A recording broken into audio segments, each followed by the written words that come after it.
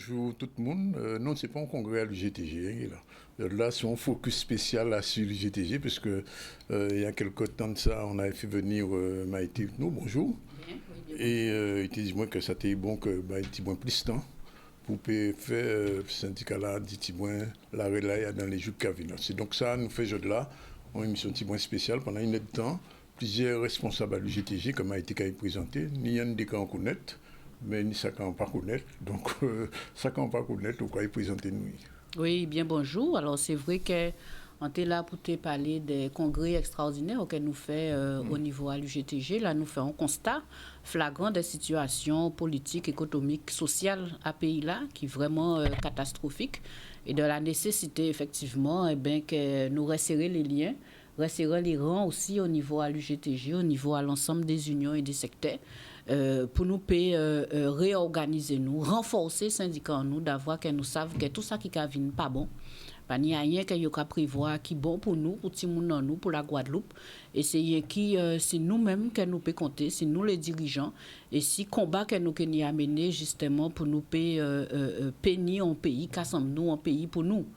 Et bien évidemment, c'est ça que nous faisons. Et malgré répression qui jamais devant, depuis le début à l'année là, puisque nous parlions de ça aussi, nous tenions une série de camarades convoqués devant commissariat, devant tribunal, jusqu'à bon matin là, nous tenions un camarade à l'UTAS, l'action sociale, qui était convoqué pour diffamation parce qu'ils font trac et qu'ils disent la vérité, si trac là. Nous ni camarade Didier Divron qui toujours en tribunal à Martinique, dans affaire à les grands frères, nous avons bien vrai mascarade là qui est organisée là. Et malgré tout ça, nous n'y avons goumé, toujours continuer à goumer pour droit à travailler, pour droit à la vie, droit à la santé, droit au travail. Et les camarades qui là pour parler de ça, nous ni des camarades dirigeants dans le secteur à l'agriculture, ils savent quelles difficultés que nous avons rencontrées au niveau de la négociation à la branche, qu'ils avaient supprimé au profit de négociations en interne, justement pour continuer à faire des affaires à yo qui taillent. Donc nous ni camarades Franciette, camarades Safo qui a représenté l'agriculture, nous ni camarades à la sécurité, responsable à la sécurité, camarade Yepon, qui là aussi, puisqu'il a goumé pour droit au travail, il a licencié moun nan dit dans la content de comprendre, ça qui n'est pas normal, donc il a goumé, il a debout, il a revendiqué. Nous ni camarades à la santé, donc nous ni si plateau là on fait là dans premier partie là camarade à CHU, donc camarade Sommet et camarade Vidian qui travaillent dans CHU là, c'est des dirigeants à l'UTS UGTG.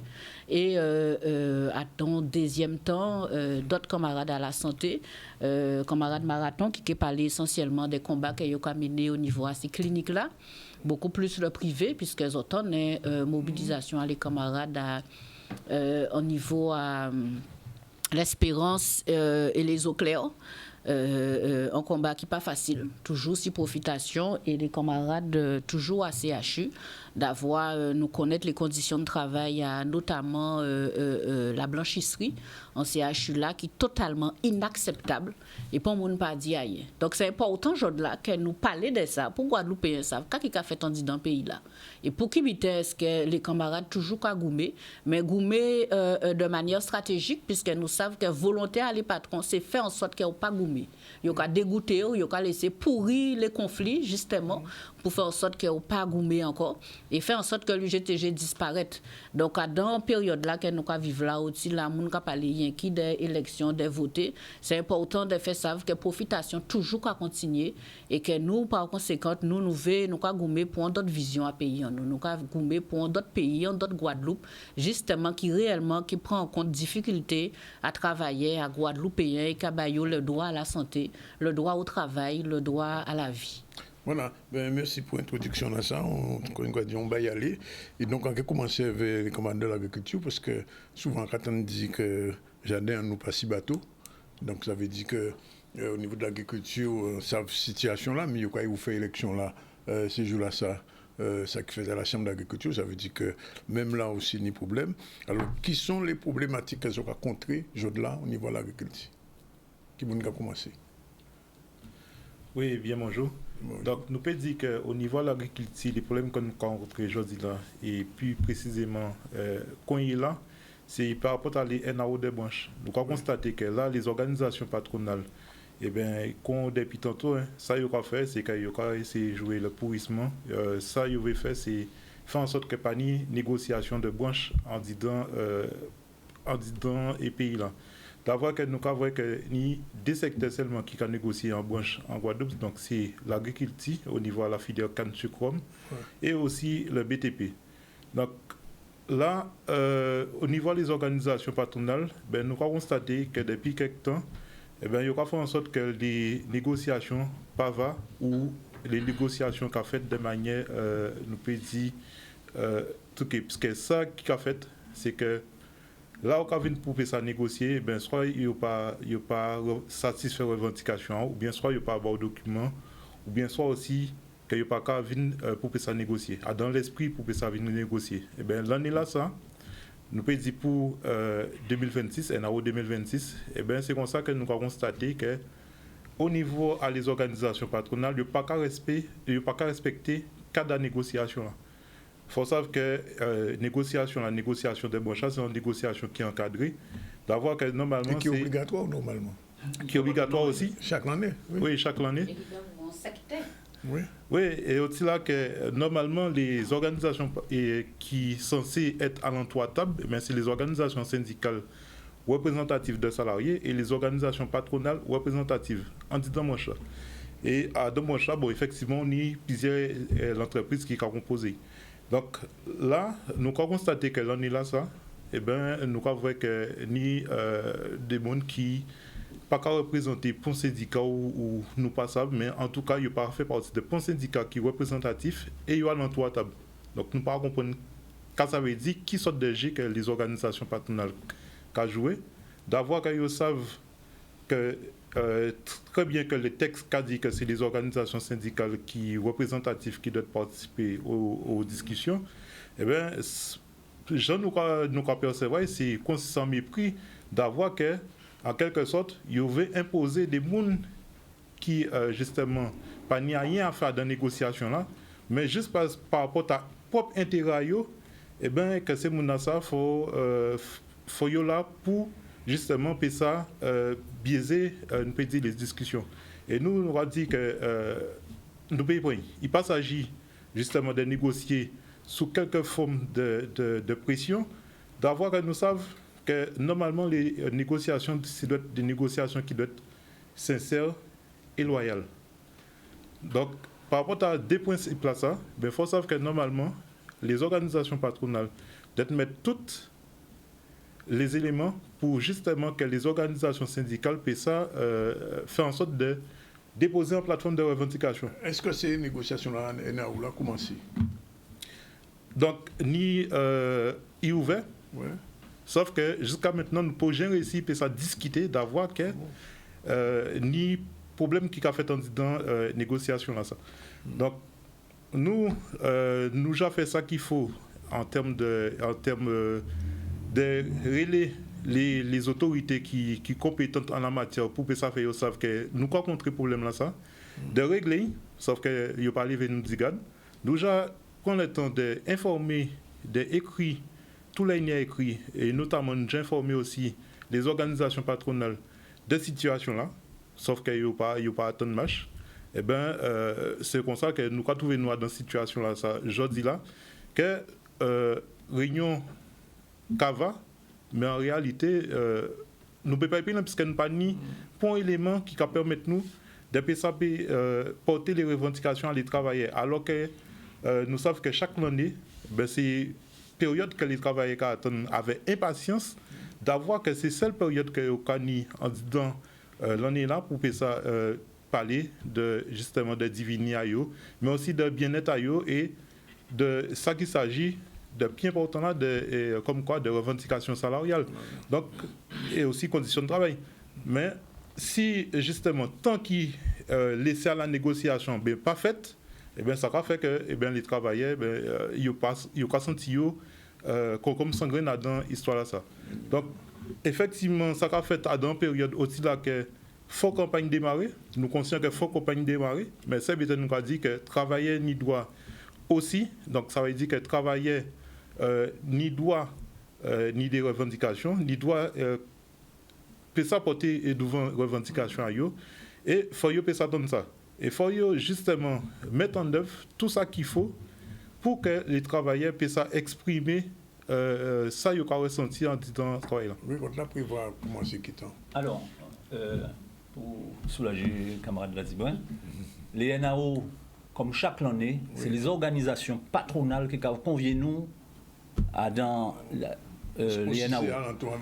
Donc chaque année, c'est même cabal là. Ils ont crié nous le plus tard possible, de manière à mettre nous face aux planteurs et la population. Difficulté pour mettre en difficulté par rapport à la récolte. Exactement. Nous avons rappelé que le président a les deux organisations patronales représentatives dans la branche. C'est M. Nicolas Philippot, directeur à Gardel, et Hervé Damoiseau, président des Romiers de Guadeloupe, syndicat de Romiers de Guadeloupe. Quand nous avons rencontré, comme chaque année, c'est que simplement, ou vinciser face à eux, négocier l'inflation avec eux et retourner travailler. Mais c'est ça qu'ils veulent. Ils ne veulent pas face à eux des travailleurs qui ni qu'à réclamer, ni qu'à revendiquer, et encore moins qu'à faire syndicat en entreprise à eux. Ben non, nous sommes un syndicat de contestation, hein, nous toujours affirmé ça, nous sommes un syndicat de contestation. On va rappeler que le GTG sorti en entrailles à planter.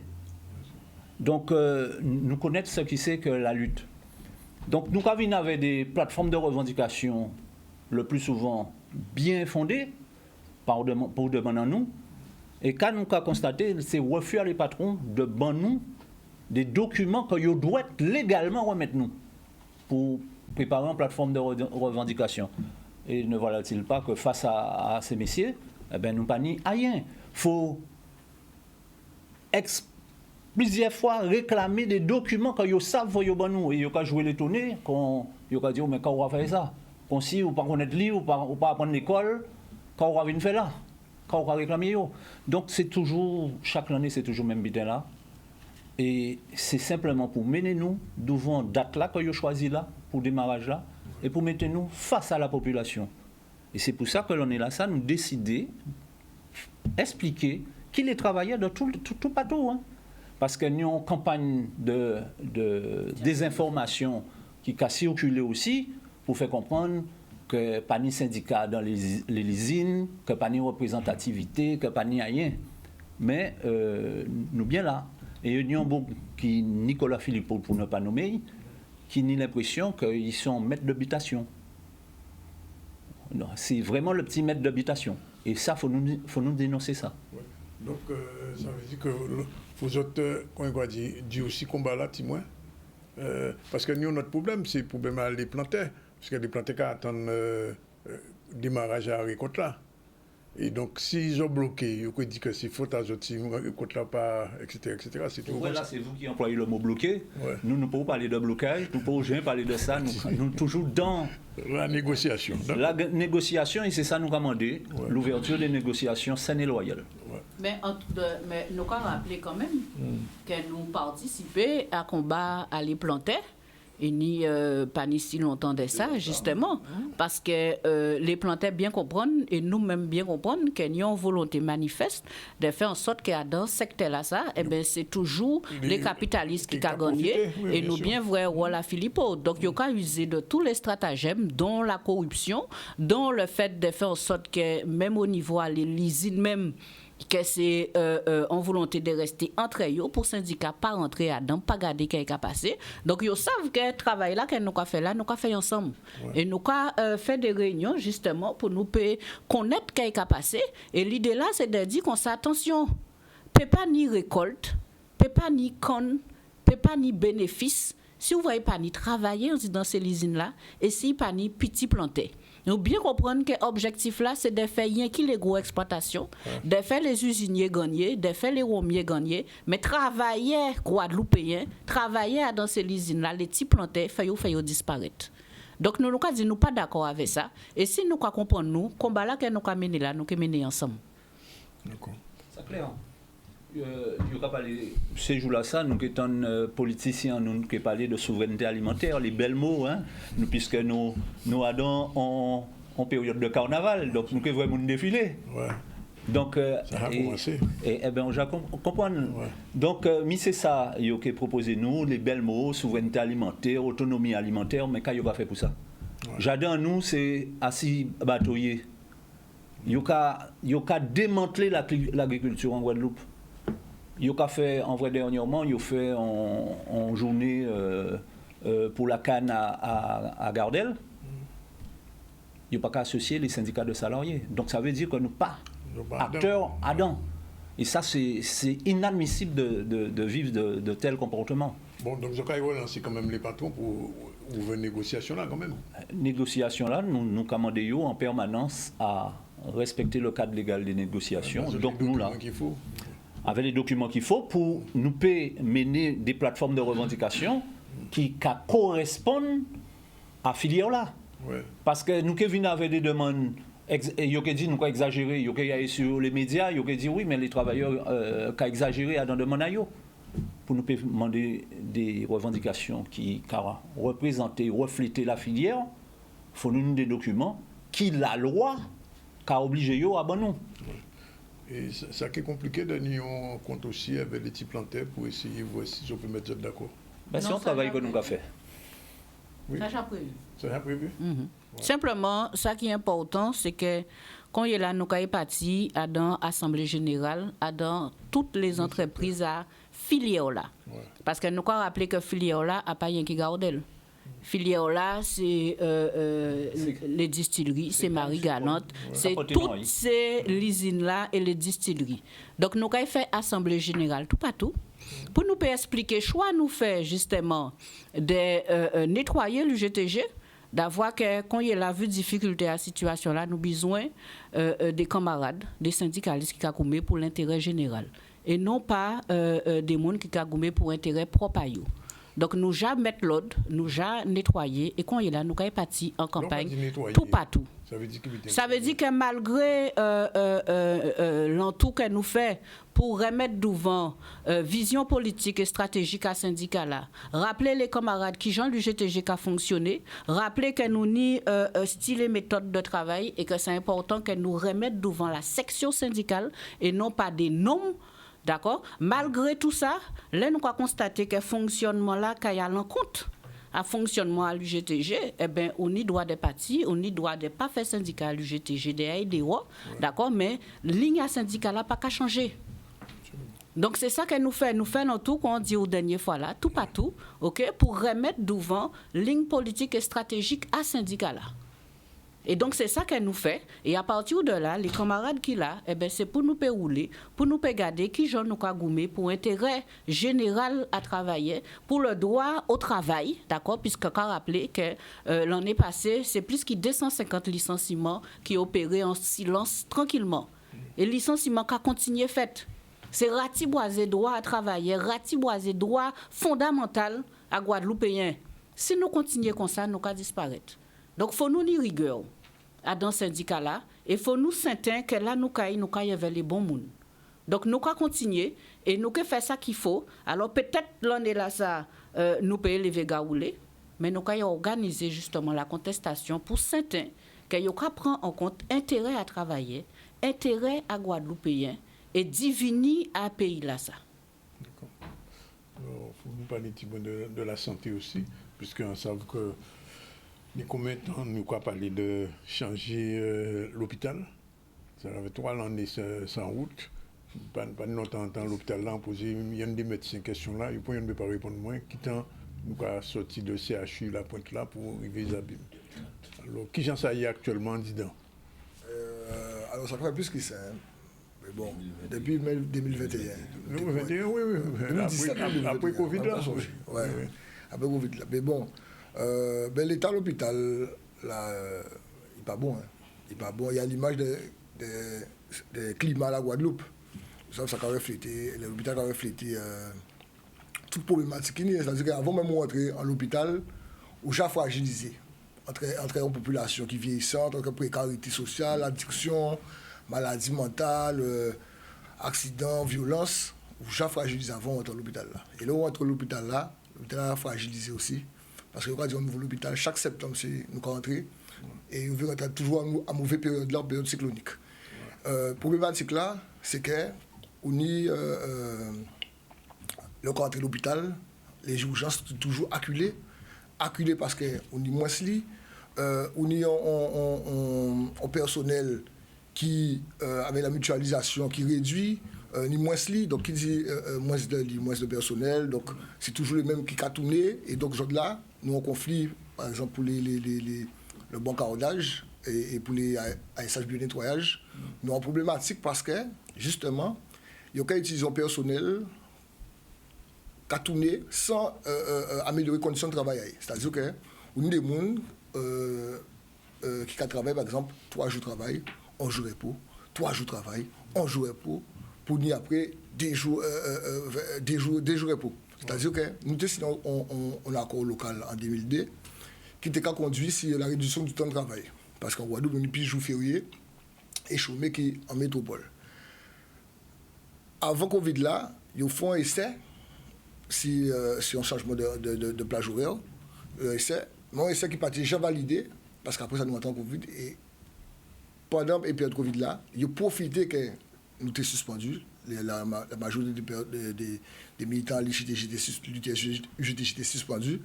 Et donc, ils ont fait passer ils ont changé les plages horaires du personnel sans concertation des instances, alors que nous malgré tout, nous avons consulté les instances, même si nous étions suspendus, mais les instances étaient censées fonctionner quand même. Donc, ils ont fait ça passer, et pendant qu'ils ont fait ça passer, ils ont supprimé le personnel. Il faut des gens qui viennent voir nous, elles étaient si bic là. Après 6 ans, 8 ans de travail, ils disent qu'il y a des rois, il y a des CDD, il y a des rois, mal pour mal. Des gens qui étaient titulaires ou des gens qui étaient contractuels depuis 6 ans, 8 ans, hein, pas de monde. 8 ans contractuels. Alors nous quand même dénoté que nous avons 60 de monde qui ont foutu des rois comme ça. D'accord? Et ils prennent un jeune personnel qui était plus manipulable.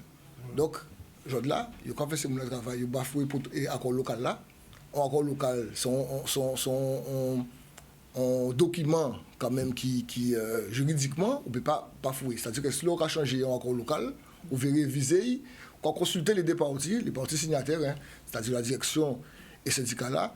Et si ils sont signés d'autres fonctionnements, ben, nous allons parler pour savoir si nous pouvons changer, parce que les raisons de changer, le pourquoi, voilà. Ils n'ont pas fait ça. Et jusqu'à présent, dans le cas où 4 mois que nous en grève, justement, par rapport à ce protocole là, ça a changé. Et qu'il ne veut pas revenir si parce que par principe, vous êtes censé revenir, si tu as obsessionnel Covid par exemple, vous êtes censé revenir, c'est encore là. Et nous d'accord.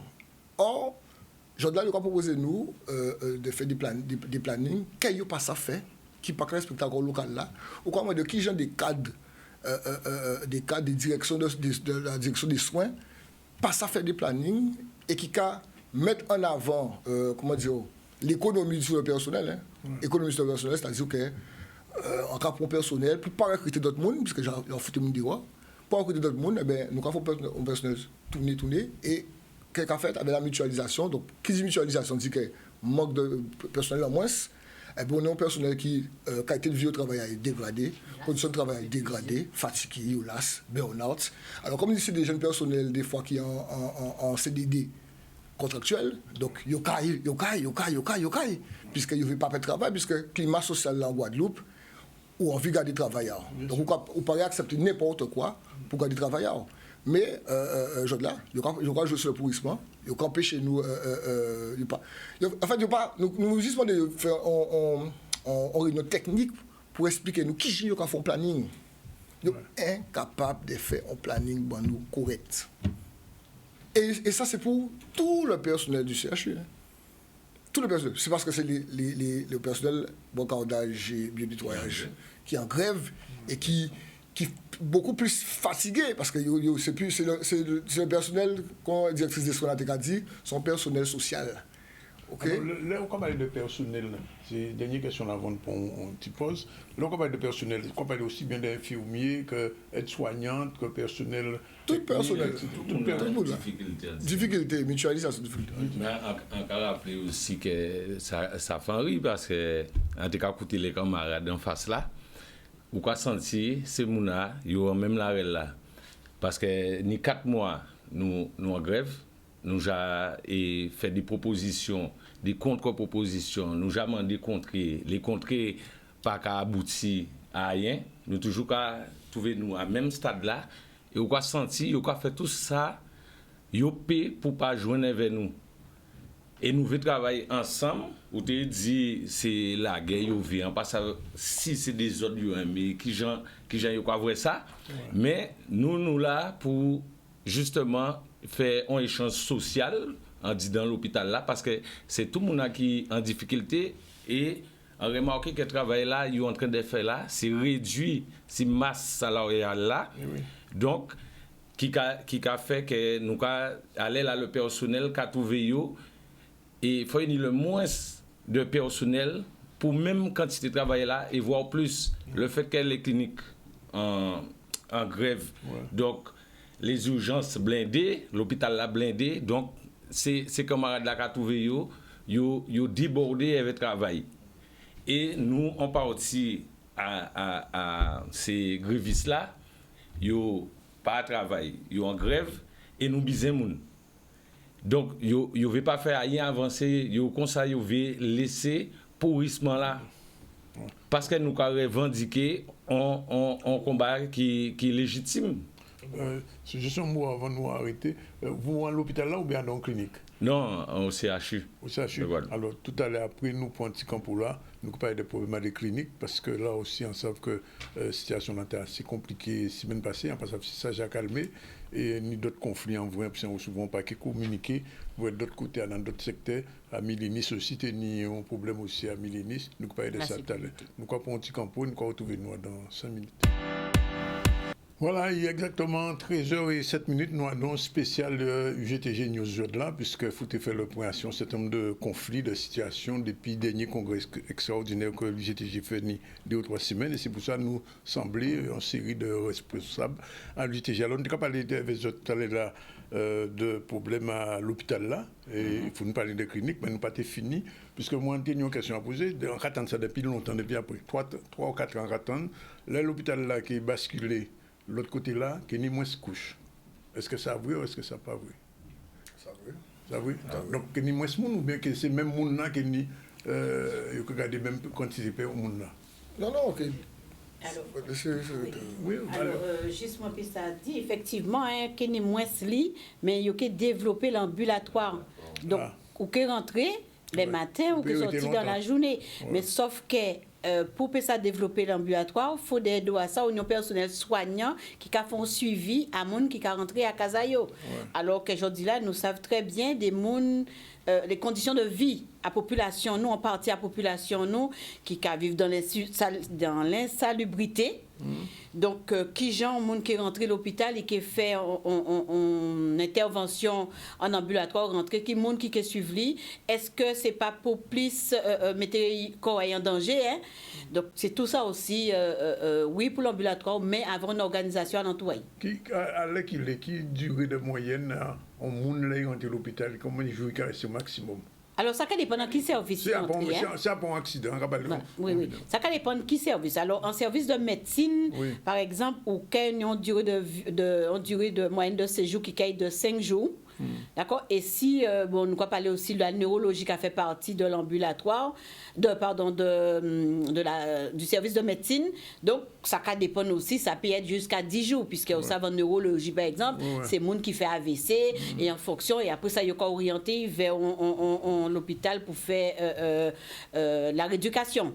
Si il a trouvé, et sinon, il a rentré à Kazayo aussi, avait un suivi, avait HAD à domicile. Donc, on nous dit en moyenne durée de 3-5 jours. Voilà. Mais des fois, nous peignons des gens qui ont pas bon. Et il y a 5 jours parce qu'elles sont turnover dans les lits. Hein. C'est pas arrêté là, c'est au maximum pour que ça fait moun passer dans les lits, mais avec qui genre des soins.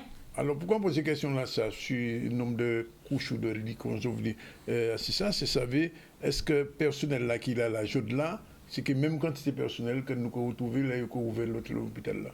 Alors, quand les camarades disent, c'est diminution, là, ils mettent une diminution de lit comme ça, ils ont fait les mutualisations à les services, donc en tout genre gardé, ils sont en train de pousser moun, ils mettaient en place pas mal de bulletins pour pousser moun à la rupture conventionnelle, c'est nouveau aussi dans la fonction publique. Et nous voyons que bon, ça n'a pas marché quand même. Ni 2 ou 3 personnes qui font le choix de partir rupture conventionnelle, mais c'est sur les fins de contrat, c'est si des pousser à la faute professionnelle. Et je dis là, en disant CHU Guadeloupe, nous ne pouvons jamais voir depuis l'année passée autant de conseils de discipline nous mettaient en place vis-à-vis des travailleurs. Et ça avait des sanctions sévères. Alors pour les cliniques, alors, puisque aux eaux claires, on a un problème, l'espérance aussi, à qui point ça est là? C'est vous qui parlez de ça ou c'est vous? Alors. Oui. Donc, concernant les cliniques, nous savons que les cliniques Les Eaux Claires plus la clinique L'Espérance, parce que c'est des cliniques qui appartiennent à même groupe-là, Alma Viva Santé, que son groupe qui rachetait ces 2 cliniques-là, ça a eu 4-5 ans de ça.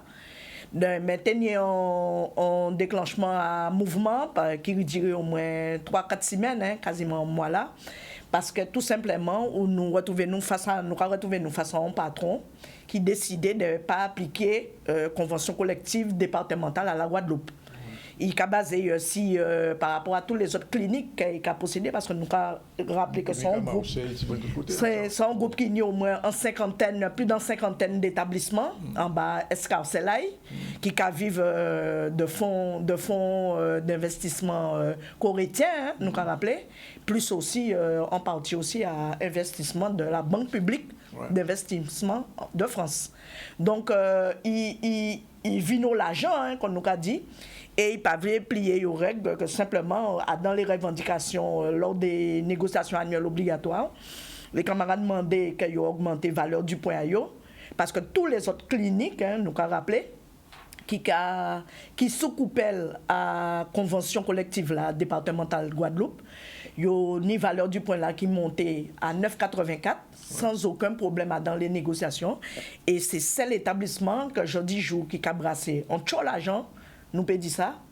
Et il ne veut pas battre les camarades, valeur du point là à 9,84. Donc, comme c'est des objectifs que nous n'y atteignons au niveau de la négociation de branche, donc les camarades décidaient, les 3 syndicats qui sont présents à la clinique Les Eaux Claires, nous décidaient de lever gaoulé et de revendiquer justement valeur du point là, ça à 9,84. Et ainsi que aussi la clinique L'Espérance aussi, comme il y aura appartenu à même groupe là. Le mouvement là continue. Non, mouvement là suspend. Parce que dans la mesure que concernant les revendications qui concernent les conditions de travail, les organisations de travail aussi qui ont besoin de bousculer, parce que comme nous avons dit, ENAO c'est pas qui aille chercher l'argent, c'est aussi défendre les conditions de travail, nos organisations de travail qu'il y aura mis en place, parce que les nouvelles organisations qu'il y aura mis, c'est pour boyer travailler, et comme nous avons dit, les camarades aussi rappelé, malgré c'est d'autre côté, c'est du public, nous rendons compte que les organisations faites pour faire le plus de mutualisation, on y a aussi des déplacements de personnel, par exemple personnel qui est habitué à travailler au bloc opératoire ou bien qui a travaillé dans les services d'imagerie. Selon le métier là, maintenant, si vous êtes infirmier, vous pensez que l'infirmier là, ça qui déjà travaille 15 ans, 20 ans dans le même service là, vous qui dit du jour au lendemain, il faut déplacer, il faut aller dans notre service. Donc, toutes ces organisations là, ça a fait que vous déstabiliser les travailleurs là, dans la prise en charge là, qu'ils peuvent faire vis-à-vis des patients là. Donc, c'est tous ces éléments là, ça, que justement, nous les regardons pour ça. Et là, le mouvement là suspend pas ni longtemps.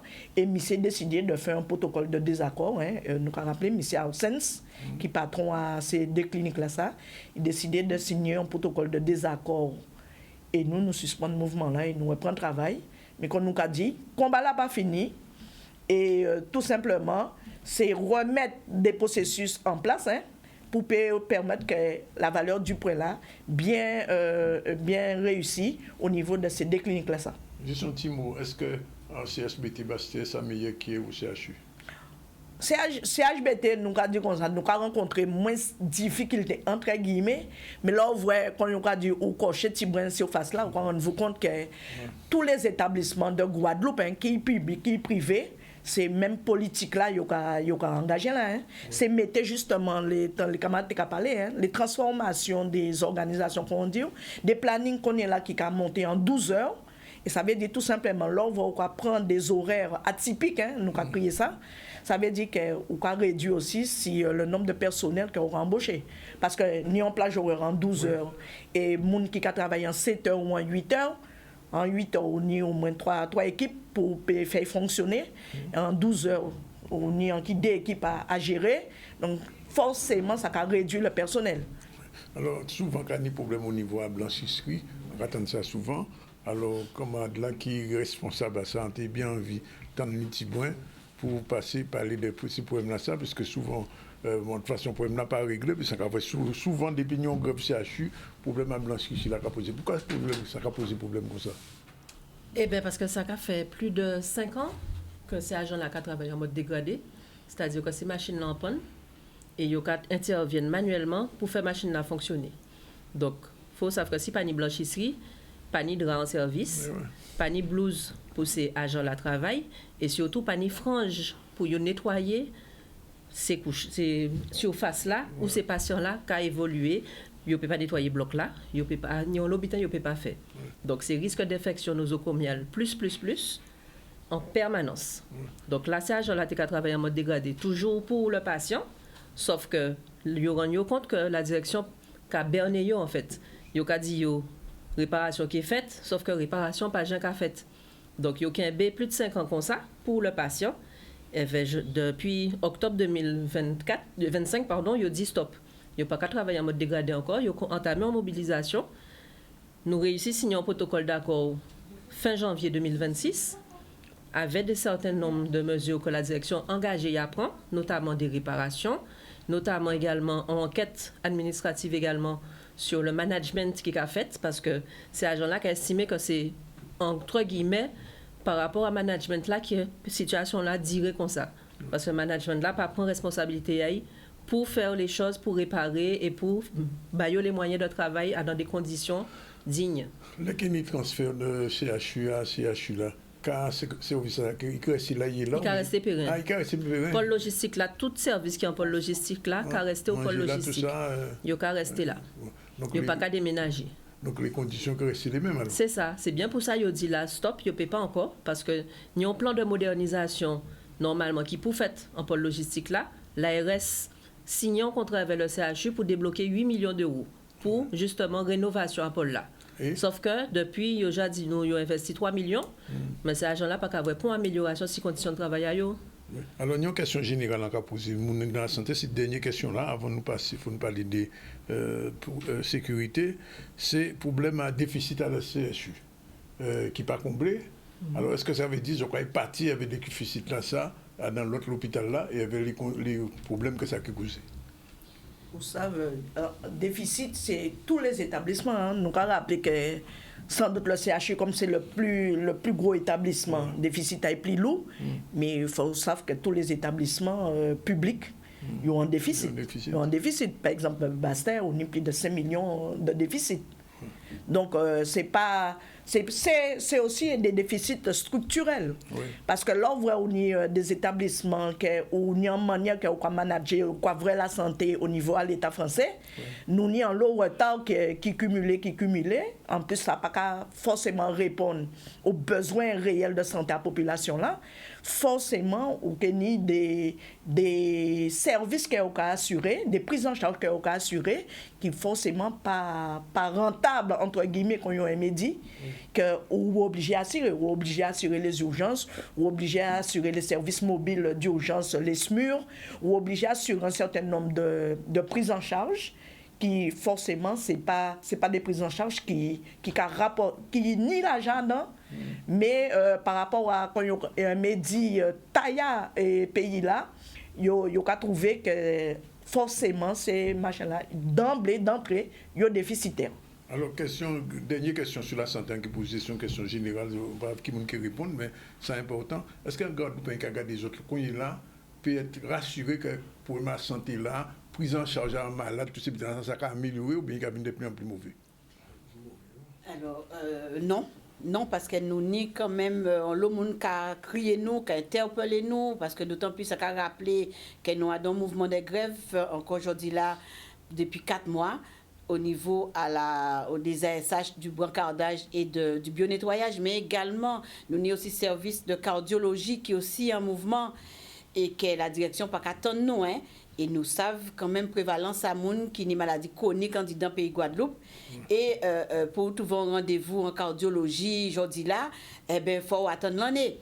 Donc les usagers qui ont passé, qui ont vrai nous, ils ont arrêté, ils ont discuté avec nous, ils ont dit ils ne peuvent pas aujourd'hui là faire confiance à l'hôpital là, ni ça qu'a dit qu'ils font mieux à arriver aux urgences, ils font mieux à mort et médecin pas même ni temps vrai. Ça c'est des réalités pour nous peut s'attendre et c'est vrai qui gens et c'est voilà nous aussi à l'UTS on dit dans l'hôpital là d'être capé en manière pour nous puisse améliorer situation là. Ça là nous quand venir parler avec direction, nous quand parler avec médecins et autres, c'est pour nous trouver en commun qui gens pour nous sortir dans situation là ça qui est aujourd'hui là puisque parler de l'hôpital là nous c'est celle là nous ni on l'hôpital universitaire en dit dans Guadeloupe on celle nous tini donc fait nous trouver un chemin à faire venir quelque chose de bon pour nous passer normal à dans pays là. Bon, pas un petit mot de sécurité parce que l'autre jour il y a un problème qui posait dans le supermarché. Il y a un monde qui était licencié en vrai que tu as un mouvement. Est-ce que pour les gens qui sont dans la sécurité, est-ce qu'ils commencent à régler ou bien est-ce qu'il est plus en plus mauvais? Bon, situation des agents de sécurité en Guadeloupe, c'est toujours compliqué parce que nous avons subi une lourde pression managériale sur tout ça. Mais concernant le problème là à Milénis, il faut savoir que depuis l'année passée, en février 2025, le groupe des points a décidé de séparer sécurité là en 3 entités. Il fait 3 lots, il bat 3 entreprises différentes. Donc ça a affaibli ces camarades là. Mais nous faisons le choix de rester mobilisés et rester solidaires. Donc, quelle que soit l'entité là qui est en difficulté, c'est les agents de Milénis qui débrouillent. Donc, je dis là, concernant les camarades là qui sont licenciés là, nous pouvons trouver solution. Le mouvement là va continuer. Nous trouvons une méthode. Vous ne pouvez pas réintégrer, non? C'est ça. Direction là, qu'est-ce qu'elle dit? Direction là, il a dit que la décision a été juste. Vous y allez. Pour le moment, c'est 6 points là que nous y est. Et là, nous trouvons une méthode de négociation et une médiation à la diète. Nous mettons les deux avocats en contact pour voir si nous trouvons une solution. Mais en réalité, nous savons que sur le droit, nous avons une raison. Donc, celle attendant nous, c'est qu'il y aurait intégré. Et nous payer des produits. Alors, moi, obligé, ou venir quand même assis, une dernière question, quand je dis chaque fois son dernier, mais tellement de questions à poser. Que toujours un dernier, assis transfert à l'hôpital là, qui pense ça y est? Sur l'hôpital là? Ouais. Après, est-ce qu'il y a un chimère? Chaque septembre, il y a un chimère. Chaque septembre, il y a un chimère. Septembre d'ailleurs, pour manière. Non, mais il est très clair. Vous savez, tant que vous pouvez arriver à comment dire ça, comprendre qui ça va fonctionner, parce que vous savez, il y a des gens qui ont fait ça, ils ouvrent de l'hôpital là. Vous comprenez que c'est. Vous quand nous en grève, vous dit qu'il faut faire preuve d'empathie parce que nous en grève. Mais il n'y a pas d'empathie ni sur le personnel, mais ni sur les patients. Ok? Au cas où il va aux urgences, c'est même bien là, aux urgences, quand il y a une problématique aux urgences, nous quand on entre aux urgences, nous quand on fait après hospitalisation, alors que les urgences par exemple, c'est des hospitalisations. Ou quand il y a des patients psy qui ont été 3-4 jours aux urgences. Quand il y a des gens qui ont été combien de jours aux urgences? Okay? Organisationnellement, nous pas bon. Ça pas bon du tout. Et au cas de ça ne veut pas avouer ça. Okay? C'est problématique. C'est pour ça qu'on dit aussi les Guadeloupéens, les gens qui vont aux urgences, il faut vous comprendre que le personnel là même qu'à quimber parce que la situation n'est pas bonne. Si tout est capable arrêt là, nous tombé en grand bordel. Okay? C'est des problématiques que nous avons et qui ne peuvent pas arrêter parce qu'il n'y a pas qu'à attendre. Ils ont sorti arrêter un médecin, ils ont censé peut-être 4 médecins coraux.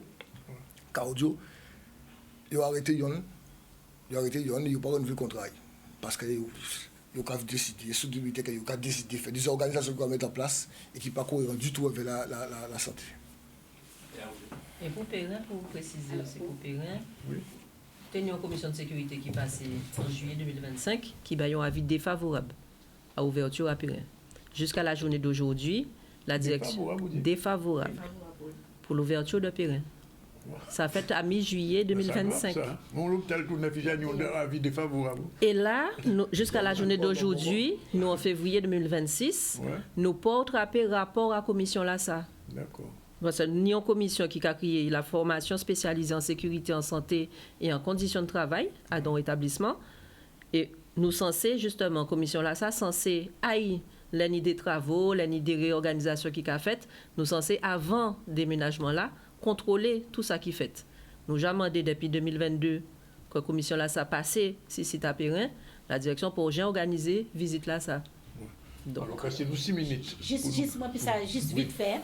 Alors, concernant quand même CHU Périn, nous savons, même si nous n'avons pas de rapport, mais nous contactons avec tout le monde, nous avons cassé les murs, encore aujourd'hui là, en disant à Périn, pour que ça fait des équipements rentrés. Donc, ça y a prévu en tout cas, en pas que c'est ni demain, ni en février, ni en septembre que nous allons rentrer Périn, en cas des populations de Tchembé, avec ça nous là.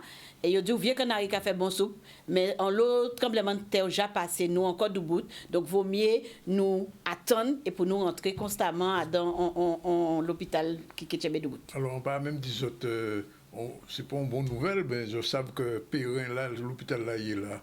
Au niveau géologique, à bon côté. J'irai kayak bon nous pour nous aller travailler. Non mais nous j'ai dit ça. Si les vont architecte l'autre jour, ils même pas comprendre qu'ils ont autorisé les fonds de l'hôpital à d'un côté, l'aide de l'eau qui est sortie dans toutes les régions là en haut. Directement, en cuvette là. Directement, il cache à l'hôpital là. C'est un qui a en colonie qui a débuté comme ça, parfait. Ok, ça va, mais enfin pas ça. Alors Maïté, c'est vous qui avez un dernier mot là. Non, mon dernier mot quand même assis, enfin ça qui est passé dans branche à secteur. Oui, dernier mot pour ça dire que justement, bon, nous attendons que les organisations patronales fassent le nécessaire pour que nous pouvons avancer au niveau des négociations, d'avoir que les travailleurs qui attendent et nous pouvons être comme ça. Donc nous allons organiser nous, de côté en nous, et puis nous attendons. Bien, alors, ma été question là, que pose la question puis l'âge qui est ce single là, tout ça entend là, je là a montré qu'au niveau des travailleurs, ils n'ont pas de problème. Mais est-ce que une occasion, mais c'est une occasion de discuter avec les politiques, puisqu'il y a un municipal actuellement, dit aux situations là, Guadeloupe, qu'est-ce qu'on va faire?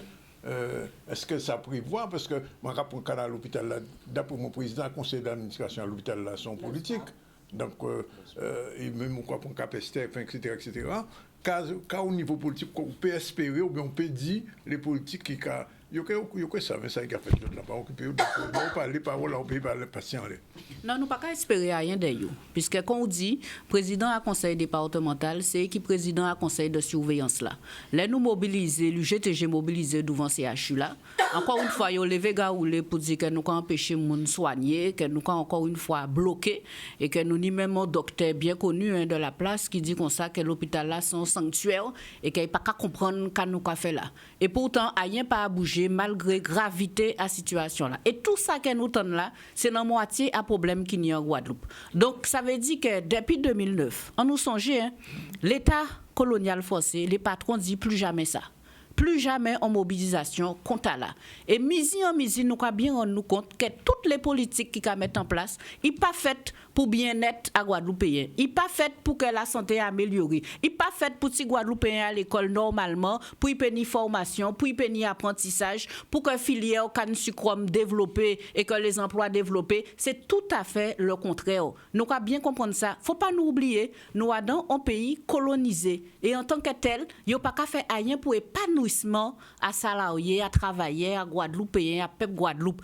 Encore une fois, c'est rien qui c'est nous-mêmes que nous pouvons compter. Donc, élection qui a venu, mais nous avons fait en nous. D'accord? Et panga que en mars pendant yo kay dit voter ba yo, panga que nous qui en la rue là parce que situation n'a peut pas continuer comme ça pour que encore une fois yo fait moun quoi que yo kay améliorer situation à Guadeloupe et que ça qui est mieux alors que dans la réalité, c'est licencier travailleurs nous quoi voir au niveau de la sécurité et tout partout, licencier travailleurs fait en sorte que moun peut pas soigner, peut pas travailler, peut pas aller l'école, peut pas manger, boire ça qu'il faut pour yo peut sentir bien. Non, situation là pas bon du tout. Donc pendant yo ka fait ayo, eh ben nous ka fait en nous, mais quoi qu'il en soit, faut nous aller vers une mobilisation générale globale en tout pays Guadeloupe. Un dernier mot, quand même, obligé de dire ça quand même, puisque en tas de conférence de presse l'autre jour, les présidents, les organisations patronales, le MEDEF et le CGPME, ils disent pas d'accord avec une évolution statutaire qui assemble une équipe pour y rien pas fait. Qui j'aime vous ça? Nous nous toujours dit de toute façon, quelle que soit évolution institutionnelle, statutaire, ça n'a pas changé rien pour le pays en nous. À part pour évolution, dans le même cadre colonial là, qui changé rien pour le pays en nous. Sauf que nous pas d'accord, mais pas pour les mêmes raisons. Yo veut imposer loi yo et yo veut faire en sorte que yo prend en compte ça yo ka dit et imposer loi yo. Nous ka dit que nous ka goumé justement pour faire en sorte que nous construisons en Guadeloupe pour nous, pour travailleurs, pour la classe ouvrière, pour Guadeloupéens et non pas pour continuer enrichir les mêmes capitalistes qui a fait l'argent si en nous et faire en sorte que l'État français toujours pile nous. Non, nous veut faire en sorte de nous demain que nous peut vivre bien.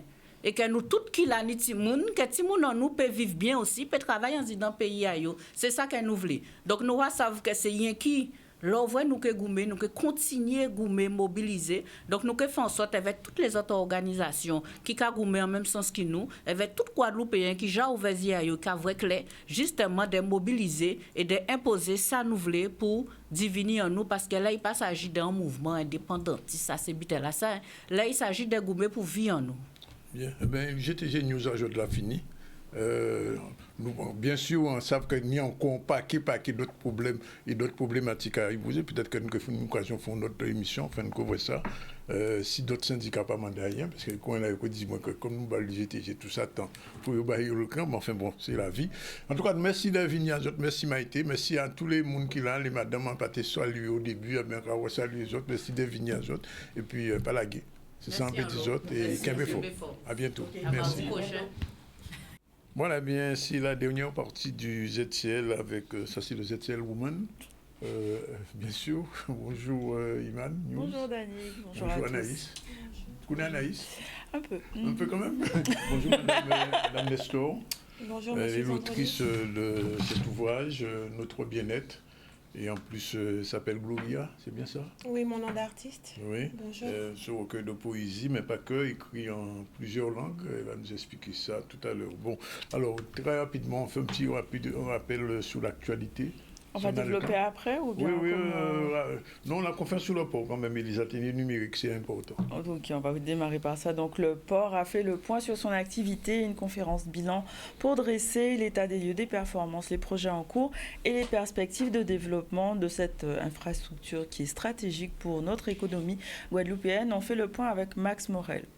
Alors, c'est une année 2025 qui ressemble à l'année 2024. C'est-à-dire qu'on a un niveau de trafic global qui est relativement modeste, avec 3,4 millions de tonnes, mais qui a montré en fin d'année, au dernier trimestre 2025, des perspectives de reprise. On modernise nos infrastructures, on met des investissements et nos infrastructures à niveau. Donc tout ça, c'est pour développer de l'activité. Donc on est au service de notre territoire, d'abord pour sa consommation particulière, mais on veut également être compétitif et attractif pour développer des activités nouvelles. En particulier, il y a effectivement une opération extrêmement importante de modernisation des infrastructures du terminal de Jarry-Bémao qui consiste à avoir un linéaire de quai un peu plus important pour accueillir des navires qui ont plus de tirants d'eau, plus de profondeur, qui sont plus larges et donc que nous permettront d'accueillir des navires de plus grande taille. Pour ce qui concerne la desserte de la Guadeloupe, ça nous permet de rester dans un niveau d'attractivité important pour ce qu'on appelle des lignes principales et qui garantissent d'avoir une Guadeloupe qui est toujours desservie par les liaisons principales. Nous avons dévoilé aujourd'hui notre nouvelle voile donc qui devrait se voir et derrière ça, de grandes perspectives. On sait que les joutes vont être encore intéressantes cette année puisqu'il y a toujours une compétition extrêmement féroce. Le port nous donne les moyens, alors du coup on se fait plaisir sur les différentes techniques de construction et après on vient sur le style, parce que la voile, on a mis des couleurs pour au moins cette voile-là, c'est sûr, on ne peut pas passer inaperçu. On constate d'ailleurs que ceux avec lesquels nous sommes en relation depuis plus de 20 ans aident à former les jeunes générations, permettent aussi de développer cette activité, de maintenir cette activité emblématique de la Guadeloupe. Voilà, donc après l'économie, place à la jeunesse et au numérique. Et pendant les vacances scolaires, des ateliers numériques sont proposés aux jeunes. Objectif, développer des compétences digitales, favoriser l'autonomie et surtout prévenir contre les usages. On va parler de ça avec Olivier Félix. Alors à chaque petite vacances, les ateliers Numérique Club sont mis en place. Ça peut être des ateliers de 2 jours ou de 5 jours. Et du 9 au 13 février, justement, nous avons un atelier de 5 jours qui est un atelier découverte où les jeunes découvrent véritablement l'animation 2D, la programmation, le dessin numérique, etc. Les ateliers Numérique Club qui sont ludopédagogiques sont vraiment là pour que les enfants ne subissent pas le numérique, mais le maîtrisent. Donc c'est pour ça qu'on les pousse à maîtriser véritablement les bases, développer avec la programmation, savoir faire un jeu vidéo, savoir dessiner, faire des effets spéciaux, etc. Une attestation de capacité est délivrée à la fin de chaque atelier. C'est la preuve des différents outils qu'ils ont maîtrisés, les différents logiciels. Et ils ont vraiment une base après, que ce soit en cours. Pour, par exemple, en technologie, ils font beaucoup de Scratch. Ils ont une preuve qu'ils maîtrisent déjà ce logiciel. Donc, petit à petit, ça leur apporte, on va dire, plus de bagages et ils sont plus autonomes face au numérique. Il y aura d'autres ateliers à Pâques aussi d'une semaine, où il y aura un peu plus que des ateliers découvertes, il y aura de véritables parcours qui vont se baser sur différents thèmes, par exemple la création de contenu, l'animation 2D, vraiment qu'est-ce que le métier de programmateur, etc. Les ateliers Numérique Club, c'est de 10 à 18 ans. Vraiment, il n'y a pas de base à avoir. C'est tous les enfants qui veulent s'inscrire sont les bienvenus. On fait aussi des ateliers annuels. Donc, en fait, une fois qu'ils se sont inscrits dans les petites vacances, ils préfèrent après suivre l'atelier annuel qui est vraiment plus global dans la maîtrise générale du numérique. Et on a des jeunes de 16-17 ans qui se sont inscrits après au bachelor animation 2D 3D que propose Parallèle 14. Voilà. Donc des activités intéressantes. Ces ateliers vont continuer à Caribule avec Parallèle 14. Bon, alors on va parler de tourisme puisque jeudi, une conférence d'information sur la taxe de séjour et les meubles de tourisme. Bonjour Anaïs. Bonjour Dani. Bonjour à tous. Que ça adjoigne dans la promotion du développement touristique à Cap Excellence. Tout à fait. Nouvelle fonction. On t'a reconnu au moins 3 fonctions, dont une ici même. Tout à fait. Exactement. Oui, exactement. Donc elle est à l'aise ici. À la maison. Oui, presque à la maison. Là. Bon, alors, qu'est-ce que ça va être exactement, cette conférence?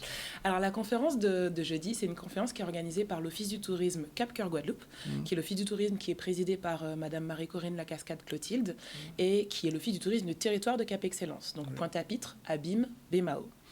Le but de cet office du tourisme, c'est de structurer l'offre touristique, de promouvoir ce territoire, mais aussi, et c'est dans le cadre de ce 3e volet-là qu'on organise la réunion de jeudi, d'accompagner les acteurs du tourisme dans le développement de leur activité.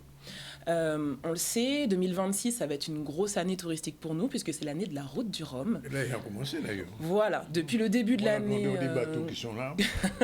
Toute l'année, on a des bateaux. Forcément, ça met un coup de projecteur sur notre destination. Et il faut le dire, Cap-Cœur Guadeloupe, c'est le territoire d'accueil, finalement, de cette route du Rhum. Puisque les bateaux arrivent à Pointe-à-Pitre, et puis ça reste la porte d'entrée. Quand vous prenez l'avion, vous arrivez sur ce territoire. Donc l'idée pour nous, c'est vraiment de préparer finalement nos acteurs touristiques, en l'occurrence là les hébergeurs, à tout cela. Il y a en plus des évolutions réglementaires qui vont s'appliquer là en 2026. Donc l'idée c'est vraiment de les accompagner, de les préparer et puis de faire en sorte qu'ils soient prêts à être... J'ai vu aussi renforcer leur visibilité. Oui, c'est important en fait, qu'ils puissent avoir les outils nécessaires pour renforcer leur visibilité, pour accueillir plus de visiteurs. Alors, je vois écrit la création de Cap-Cœur répond à une volonté de promouvoir le territoire comme étant une destination touristique unique. Bien sûr, finalement, on a cette chance-là, nous, à Cap-Cœur Guadeloupe, d'être à la fois sur la Grande Terre et sur la Basse Terre. Donc, sur ce territoire, vous avez... et pas seulement, on est aussi dans les îles, on est à Marie-Galante, on est... Alors, Cap-Cœur Guadeloupe, c'est Pointe-à-Pitre, Abîme, Bémao. Oui, mais là, le tourisme guadeloupéen, c'est... Le tourisme guadeloupéen, effectivement, c'est toutes les îles de Guadeloupe. Oui. Maintenant, c'est vrai que le tourisme a été un petit peu séparé et rattaché à différents offices du tourisme. Et donc, du coup, Cap-Cœur, c'est celui de Pointe-à-Pitre, Abîme, Bémao. Alors, quelles sont les activités, les côtés attractifs Cap Excellence du point de vue touristique, c'est-à-dire de Cap Cœur? Déjà, on n'y pense pas, mais on va commencer par ça. On le disait, la mer. Oui. C'est vrai qu'on n'a pas forcément de plage, mais la mer, l'activité maritime, les croisières, en ce moment on est en pleine période de croisière, ces bateaux arrivent et partent de chez nous. On a aussi énormément de territoires naturels. On a notamment Taonaba qui en plus aujourd'hui a ouvert sa partie muséale. Pardon? Taonaba, c'est the place to be. Maintenant. Exactement. Oui. En plus, vous avez un pôle muséal qui vous permet une visite en plusieurs langues, français, espagnol, anglais, créole. Oui. Donc, c'est assez chouette d'avoir ce type d'équipement touristique sur le territoire. Alors, les gens qui te regardent en ce moment, qui font des gîtes ou bien qui veulent se lancer dans cette activité touristique et de business, qu'est-ce qu'on peut leur dire? De venir à la conférence? Il faut venir à la conférence, mais finalement qu'on se lance ou qu'on soit déjà dans cette activité. Oui. Comme je disais, le premier volet de la conférence, ça va être un volet réglementaire. Oui. Il y a une loi qui s'appelle la loi Le Meur, qui a été votée en 2024, donc ça date déjà, mais qui va avoir un volet d'application important en 2026, qui oblige tous les meublés de tourisme à avoir un numéro d'enregistrement. Oui. Aujourd'hui, ce n'est pas une obligation, tout le monde doit se déclarer. Les numéros d'enregistrement ne sont pas valables sur tous les territoires. À Cap-Cœur, aujourd'hui, il n'y a pas de numéro d'enregistrement, mais ça va être une obligation réglementaire. La loi, le décret d'application n'est pas encore sorti, mais on sait que les hébergeurs vont devoir se mettre en règle en mai. Ouais. L'idée pour nous, c'est de communiquer et d'accompagner ces hébergeurs pour qu'ils ne soient pas pris de court. On anticipe finalement ces évolutions réglementaires et on leur montre comment profiter de ces évolutions réglementaires comme une opportunité pour améliorer leur meublé et être plus compétitifs, attirer plus de visiteurs. Mais visiblement, cette réunion se fait en accord avec le CTIG. Oui, exactement. Donc, aux côtés de la présidente Madame Lacascade-Clotilde et moi-même, il y aura un panel d'experts, dont effectivement le CTIG, Monsieur Anzala et Monsieur Borrell, qui viendront nous parler du classement, un meublé classé 1, 2, 3, 4 étoiles, etc., finalement inspire plus confiance aux visiteurs. Donc le CTIG sera avec nous, parler de classement, parler aussi de labels. Il existe différents labels qui, eux aussi, sont gages de qualité pour le visiteur. Nous aurons aussi à nos côtés Madame Mozart, qui est la directrice de Gîtes de France Guadeloupe, qui viendra parler de ce label Gîtes de France et de l'intérêt, en fait, d'aller vers ce label-là. Et puis parce que l'on sait que lorsqu'on veut parfois aller vers des labels, vers un classement, ça engendre des coûts. Nous aurons aussi la région Guadeloupe, avec Madame Thomas, qui va nous présenter des dispositifs d'accompagnement régionaux pour justement nous permettre de faire ces travaux qui... Juste un petit mot, cette taxe de séjour, c'est quoi exactement pour les gens qui ne savent pas? Alors, la taxe de séjour, c'est vrai que quand on entend le mot taxe, ça fait peur. On se dit une taxe supplémentaire. Il faut bien comprendre que la taxe de séjour, déjà, elle n'est pas payée par l'hébergeur, elle est payée par le visiteur. La taxe de séjour, en fait, c'est le rôle de l'hébergeur, c'est de la collecter et de la reverser. Et c'est un outil primordial pour le développement touristique de notre territoire, puisque c'est une recette qui est fléchée. Elle ne doit servir qu'à la promotion et au développement touristique. Donc c'est une recette payée par le visiteur qui nous permet derrière de mieux promouvoir le territoire et d'offrir des outils aux acteurs du tourisme du territoire pour plus de visibilité, plus de compétitivité dans leur activité. Donc cette conférence est importante. Elle est importante, elle est gratuite, ça c'est important. Elle commence à 18h, mais c'est où exactement? Elle commence à 18h au centre de ressources des Abîmes, donc tout près du stade, à l'entrée de la rue du stade. Sur la gauche, vous avez le centre de ressources des Abîmes. Pour ceux qui ne pourraient pas se déplacer, cette conférence est possible et peut-être suivie aussi à distance. À l'écran, je vois qu'il y a l'affiche, il y a un QR code qui vous permet de vous inscrire.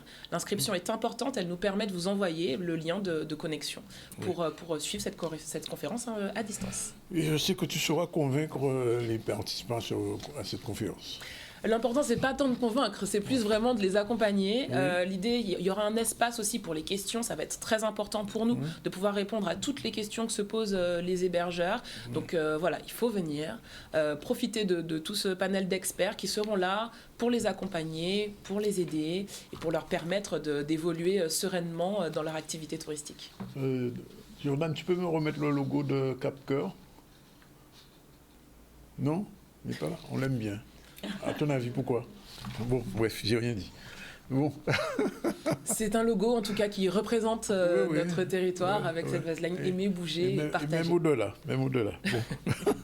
Aimer, bouger, partager. Merci en tout cas d'être venu. Et puis rendez-vous donc à cette conférence jeudi, à partir de 18h, aux abîmes de ressources. Je reçois donc, je vous l'ai dit, Madame Nestor, Nathalie, aussi Gloria. Bonjour. Poétesse qui vient de sortir un ouvrage de poésie, mais aussi d'illustration. Qui a fait les illustrations? C'est vous-même? Monsieur Joureau.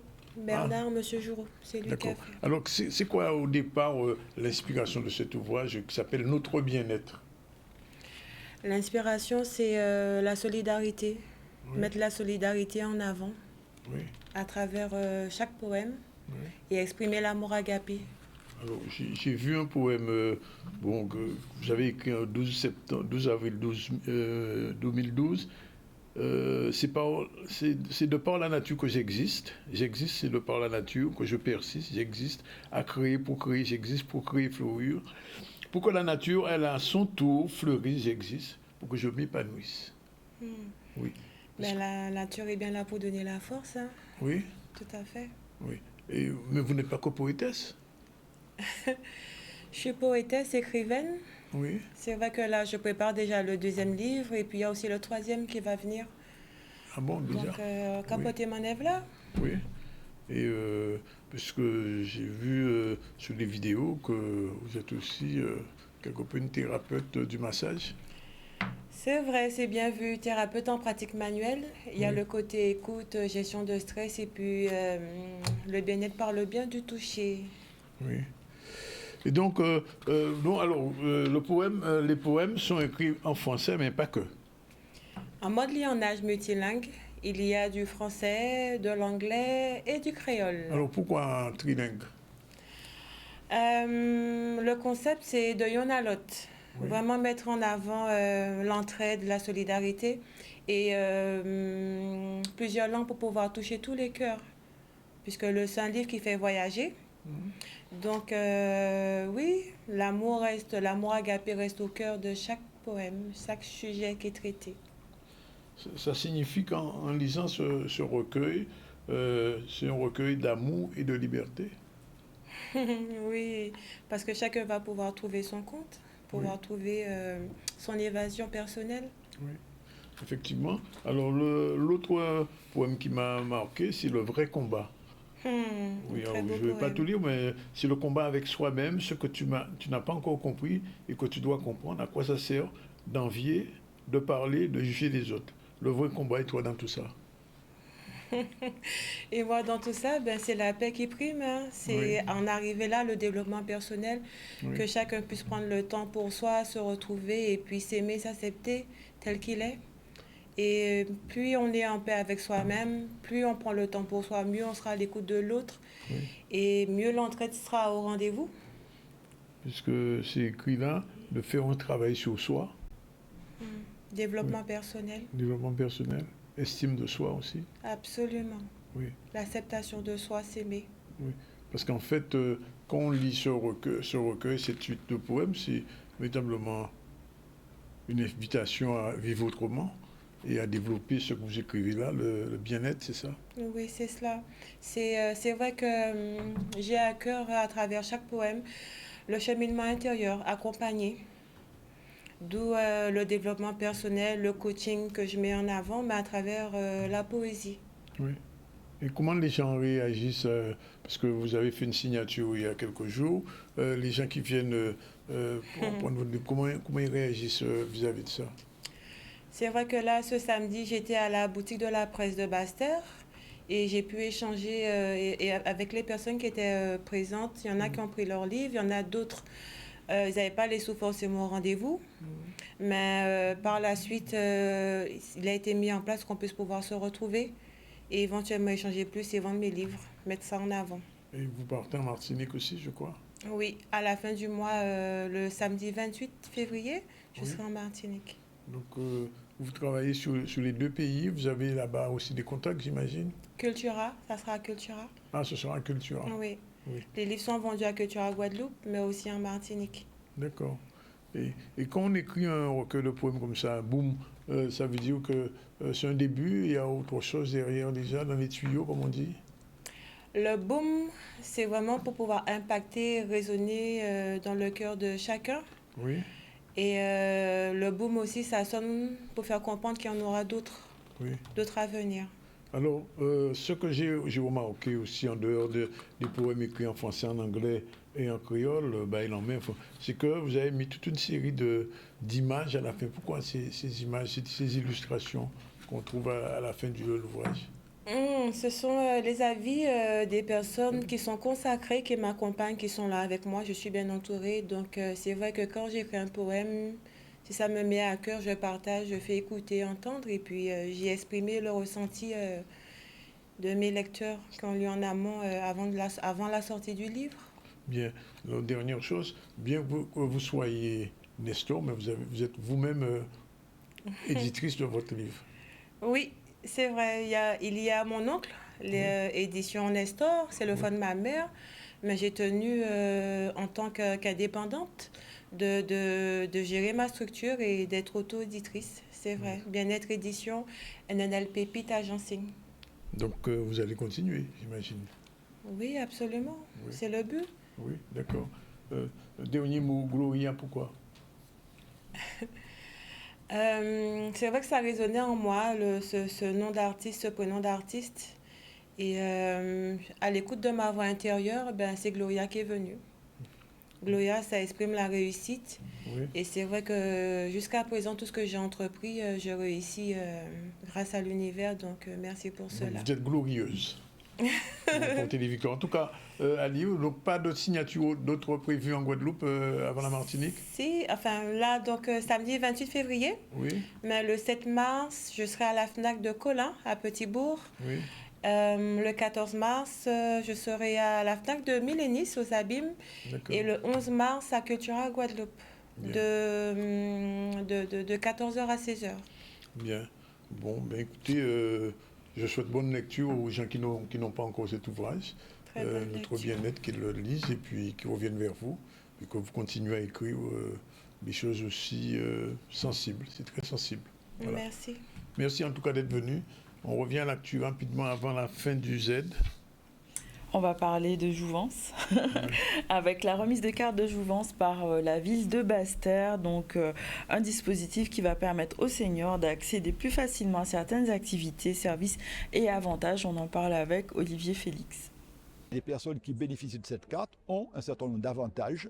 Quand ils vont en ville, ils peuvent aller bénéficier de tarifs préférentiels grâce à cette carte jouvence qui est nominative. Ce n'est pas tout le monde qui peut venir se servir.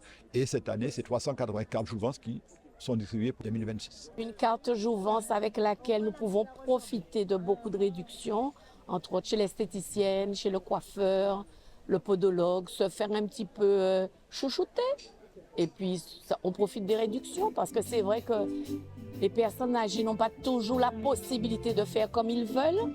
Alors, c'est un petit coup de pouce aussi pour nous pousser à faire des petites choses hors du commun. Plusieurs actions qui sont dans ce dispositif pour permettre plus un lien social, pour éviter que les personnes âgées se retrouvent isolées. Vous savez, maintenant, de plus en plus, les enfants ne sont pas à côté, pour être là pour parfois des personnes qui ont des difficultés à se déplacer. Donc, lutter contre l'isolement des personnes âgées avec plusieurs dispositifs qui existent et notamment deux bus qui sont mis à la disposition de la ville avec 2 chauffeurs qui permettent d'aller chercher les personnes âgées, de les ramener, de les faire aller prendre un soin chez l'esthéticienne. Donc ça crée une cohésion sociale, ce que je trouve très important. Les personnes âgées ont tant donné dans leur vie. Et bien maintenant, c'est à nous à savoir leur tendre la main et ce dispositif marche bien. On a 580 personnes qui à Basse-Terre bénéficient de ce dispositif jouvence. Tout le plaisir est pour moi parce que l'accueil est bien. Les petits jeunes que vous voyez avec nous, ce sont des bonnes personnes. Quand on est avec eux, on se sent bien. Voilà, donc c'est un geste concret en faveur du bien-être de nos aînés. On va parler sport avec Rose Calvez, donc grand espoir du sport guadeloupéen. La relève est assurée. On parle de ce portrait de cette athlète prometteuse dont le talent va sûrement nourrir nos espoirs futurs. On en parle avec Solène Fèvre. 2025 s'est plutôt bien passé. J'ai gagné la Groom France.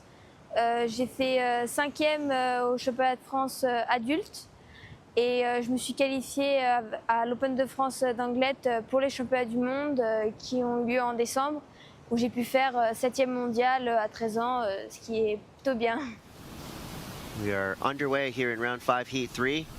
Rose Calvez from Team France. Beautiful carving turn there.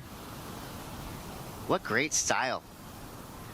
Yeah, she has a beautiful style, doesn't she? Right, nice and chill, super smooth, but going plenty fast, engaging her rails. C'était très intéressant du coup de voir le niveau mondial, de se placer et du coup de progresser, essayer de progresser le plus possible.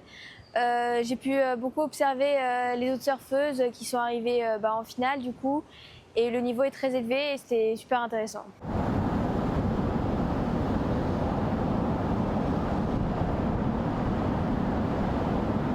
J'ai pu revenir en Guadeloupe après une longue période en France.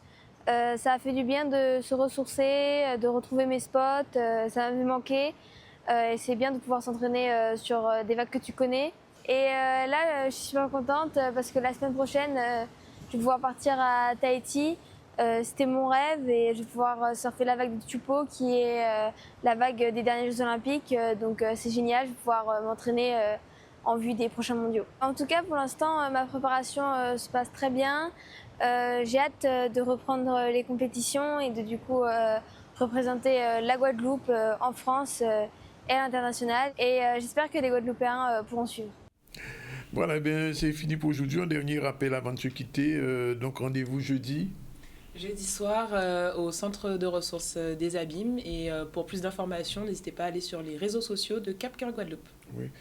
Donc, une conférence très importante sur la taxe séjour, la visibilité touristique. Rappel de vos rendez-vous, Madame Nathalie Gloria. Donc, le samedi 28 février à Cultura, Californie, Martinique. D'accord. Avec plaisir, je suis là pour pouvoir vous faire vos signatures et partager ce moment convivial avec vous. Tout à fait. Merci d'être venu présenter votre ouvrage et à bientôt. Voilà. À bientôt. Rappel des titres avec toi avant qu'on se quitte. Oui, on a parlé du bilan du port, conférence qui a été organisée pour voir les enjeux actuels. On a parlé numérique, notamment pour la période des vacances. Des ateliers sont organisés avec le Parallèle 14.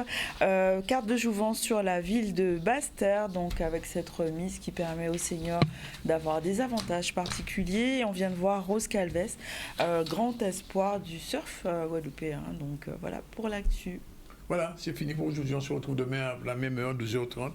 On parlera d'autres choses. Je crois que... Ah oui, c'est le jour des chroniques culturelles. Donc à demain, 12h30. Merci aussi à la réalisation de Jordan. Et je rappelle qu'on avait un spécial UGTG News pendant 1 heure. Ils étaient tous là aujourd'hui avec la responsable de l'UGTG qui ont parlé des problèmes de santé qui ne sont pas résolus. Aujourd'hui, le transfert de l'hôpital, on ne sait pas, point d'interrogation. Question aussi des NAO dans l'agriculture, Canière, là aussi les questions restent posées. Et j'ai entendu quelque chose qui ressemble à un appel. Si tout problème ne nous pas réglé, qu'il faut tout Guadeloupéen descendre dans la rue, ça me rappelle quelque chose quand même. Ça me rappelle quelque chose. Je ne sais pas quoi, mais ça me rappelle quelque chose. Bon, voilà, à demain à la même heure.